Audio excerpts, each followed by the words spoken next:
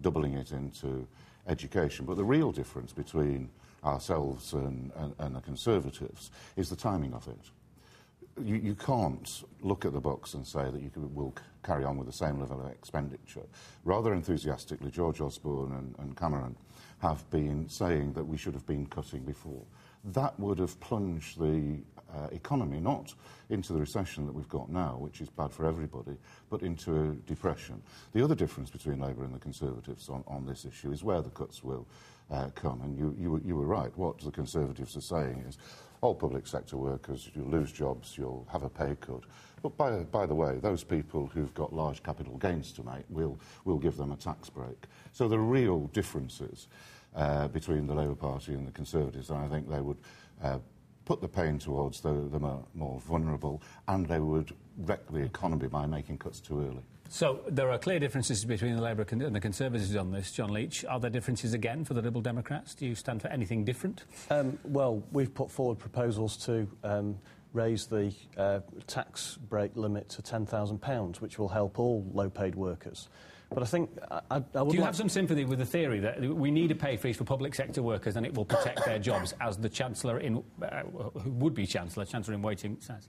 I think in future years we have to look at new pay negotiations and new pensions. But we've made it very clear that existing pay agreements and existing pensions will be protected. But I think what's interesting about what George Osborne has been saying this week is that it's a calculated gamble, I think, by the Conservatives. Everyone expects that they can't really trust the Conservatives, and they're not sure what sort of cuts will be put forward in the future. So I think they're trying to portray themselves as an honest party at this conference. They're trying to say, yes, you can. Here are the hard facts. It's going to be painful, but we will tell you the truth. That's exactly the point. They're coming forward with one or two proposals, but I think the big question is what else is going to come afterwards. Well, maybe we'll get that in the leader's speech. David's had some response via Twitter or email. David, what you got? Yeah, a couple of interesting questions being asked on Twitter. One by Christine, who wants to know how the Tories can claim to be lesbian and gay friendly given the alliances they've been striking in Europe. And also a question for all the panel about whether they would be in favour of debating the BNP locally. Beg your pardon? Whether they'd be in favour of debating the BNP locally.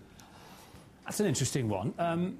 They are a legitimate party. They have some substantial electoral support and 2 MEPs. Would you go on a panel with the BNP, Graham Stringer? It's been a long-term policy of the Labour Party not to debate with the BNP because you say they're a legitimate party. Technically they are, but they're a rather violent, racist, nasty party. But have 2 MEPs? But have 2 MEPs and a number of councillors. I think the Labour Party has to look at that. The BNP are bringing up concerns of many of the people I represent, and I don't think because they're a pretty repulsive lot. If we'd invited Nick Griffin to sit on this panel, would you have turned up? I don't think we can allow them the space just to put out the stuff. And Jack Straw is going to debate. Jack Straw is going to debate with him. Would you have sat here with Nick Griffin?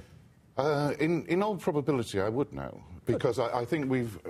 The Labour Party is against that, but I think we've passed the state where we can leave them just to put out their filth, quite frankly. If they appear on television debate programmes, surely, John Leach, it's an opportunity for them to be exposed and to be questioned, which is a good thing for democracy, is it not? Well, I've already gone on record as saying I wouldn't debate with the BNP, and I take exception to the suggestion that they are a legitimate party. In fact, they've just been found to be in breach of legislation about membership, for instance.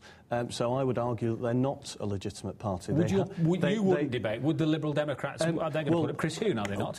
What I was going to go on to say is that there is a difference of opinion, I think, in different parts of the country. My colleague in Burnley, Gordon Birtwistle, the leader of the council, he relishes the idea of debating with the BNP because he's been there, debated with them before, and he feels that it's the way forward. But I think there is a balance to be struck. Personally, I wouldn't, but I accept that other people would. Susan, what about the BNP and you as a Tory candidate? I despise the BNP and everything they stand for, and I was there on the night of the European Did you walk off the stage when he's... Yes, I walked out of the room. But would you sit here if you were at the table? Some of their practices might not be legitimate, but they have actually been legitimately elected, and therefore you know, if we'd all just said, right, yeah, we'll debate with anybody, we wouldn't actually be having this debate and giving them the platform this morning. So, yes, I would.